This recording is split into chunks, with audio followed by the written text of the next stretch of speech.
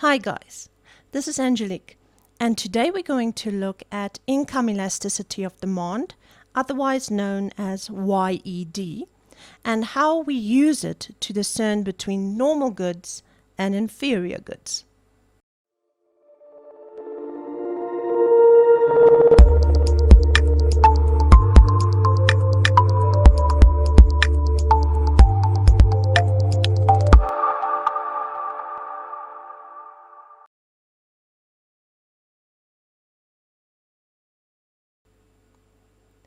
Income elasticity of demand. So let's have a look at the definition. It is the numerical measure of the responsiveness of demand following a change in income alone. Very simply put, it is how sensitive is quantity demanded to a change in the income. Very similar to what we looked at in PED. But now, instead of quantity demanded being sensitive to a change in the price, here it is sensitive to a change in the income.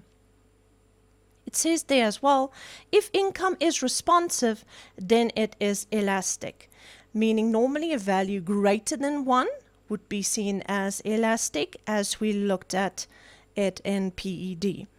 And here also it says, if demand is unresponsive, then it is inelastic. So in other words, a value that is smaller than 1 would be considered inelastic. Let's look at the formula for income elasticity of demand, or YED. So here we have the percentage change in the quantity demanded divided by the percentage change in income. So let's put it mathematically. So we have this percentage change, delta, in quantity demanded, divided by percentage change in income. Remember, very similar to PED, but instead of having it divided by percentage change in price, here I have it divided by percentage change in income. So here again, linking in with our definition, it is how sensitive is this quantity demanded here at the top to a change in the income, or Y, or also Y stands for yield. So let's have a look at the different parts in the formula. So we can name this part 1, we can name this part 2, it doesn't really matter. And then our final formula is point 3 or stage 3. And again, you will see very similar to PED, we have to start by working out the percentage change in either the quantity demanded here or the income. And if I look at this, I will have to work out the percentage change in quantity demanded, where I'm going to look at the change and divide it by the original quantity times 100.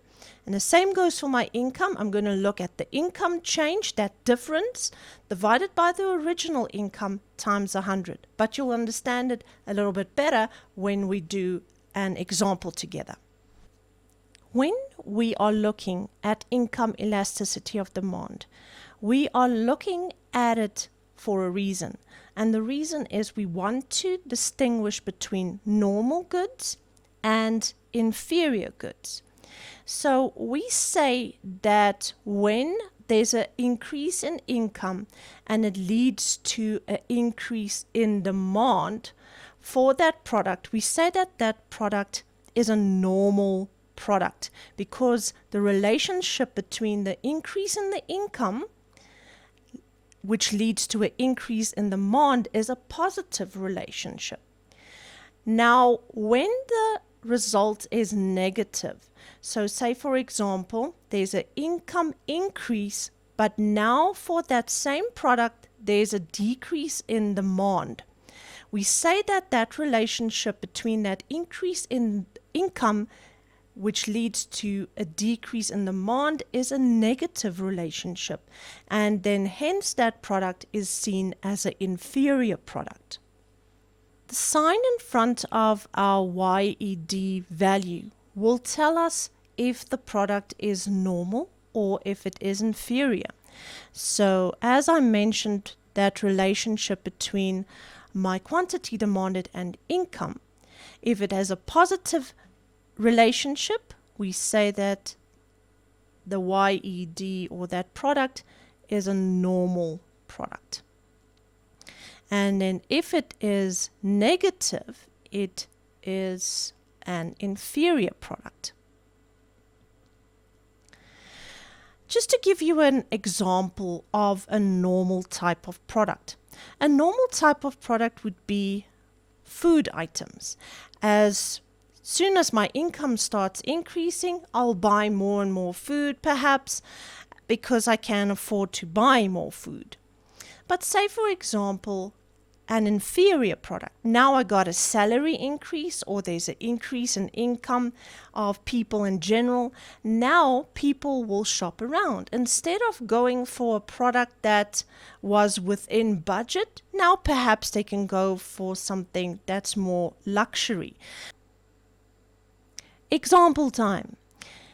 So we have two examples here. The one is food and the other one's clothing. So let's do the food one first. We can see that the income went from 200,000 to 204,000. So we can already see that that's an increase over there. So the income has increased by about 4,000. And we can see as well that our units demanded has increased from 100 to 103. They're just putting the price there to confuse you. It has actually no relevance here because we are dealing with YED and not PED. So the change here is about 3 units, which has told us that there's an increase in the quantity demanded. And just by looking at these two, I can see I have an increase over here and an increase over here. And what did I tell you in terms of, is it a normal or inferior product? There's an increase in income and there's an increase in the quantity demanded. Hence, the product would normally have, in this case, a positive value in YED, and that means a normal product. So let's actually calculate this YED of ours. So this is food. Let's start with the percentage change in quantity demanded.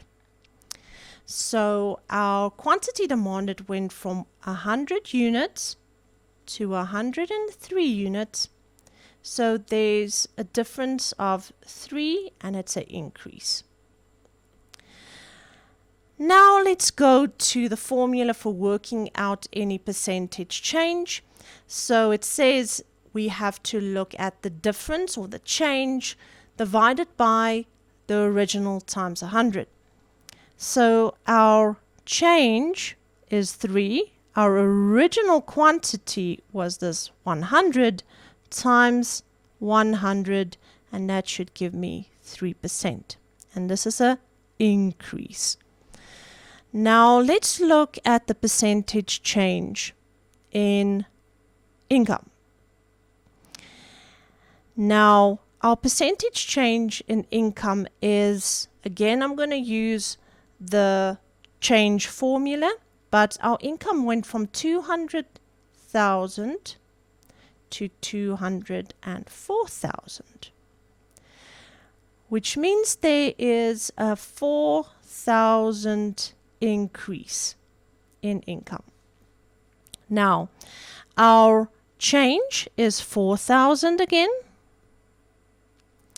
and our original income is 200,000 times 100, and that should give me 2%.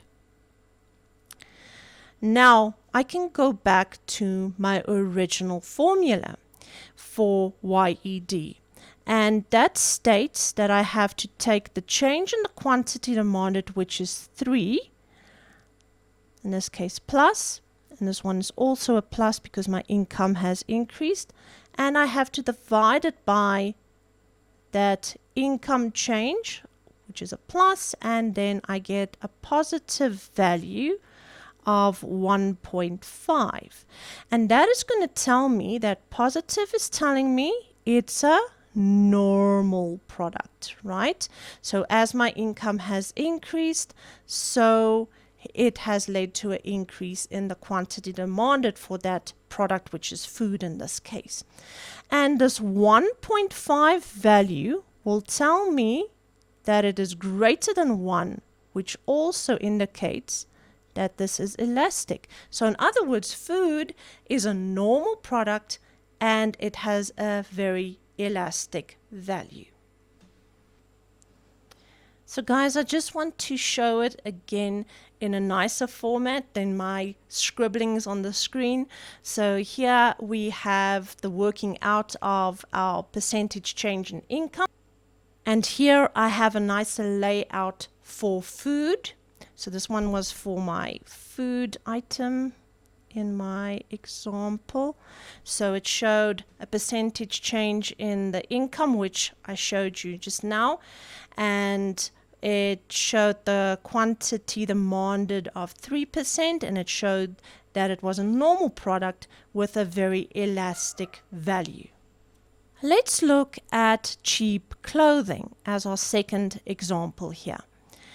I kept the change in the income the same just for simplicity's sake, so that we don't have to calculate that again. But it's the same as what it was for food, so it's again that 4,000 change, and which was an increase over here, so this is a plus value over here. And now our quantity went from 100 to 99 units, which is a difference of 1 unit, and this is a decrease. So already by just looking at the table where I have an increase in my income and a decrease in the quantity demanded, I can already start seeing that this is going to end up in a negative YED value, which indicates that this product, cheap clothing, is an inferior product. But let's calculate cheap clothing's YED.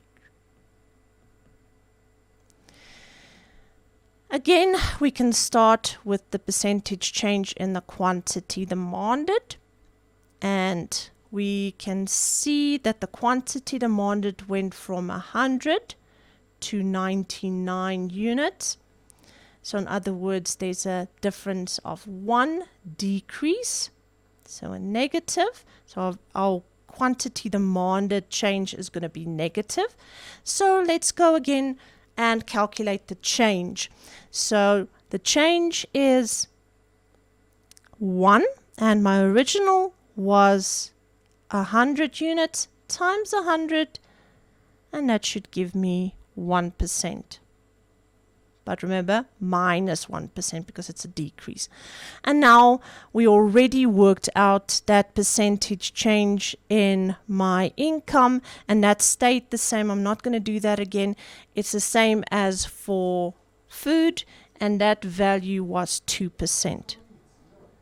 Okay, so now what we need to do is put it back into the original formula for YED, and that's going to mean I have minus 1 divided by 2, and that is going to give me a minus 0.5 value. And that minus sign is telling me that it is an inferior product. And the 0.5 is telling me that it is smaller than 1, which means it is inelastic. So in other words, cheap clothing is an inferior product because as soon as people have more money in terms of income, they are going to shop around for better items or what they perceive as better quality clothing. So they're going to go for the more expensive brands, and the cheaper brands then end up being the inferior product. Again, I have a nicer layout for cheap clothing. So this is for cheap clothing.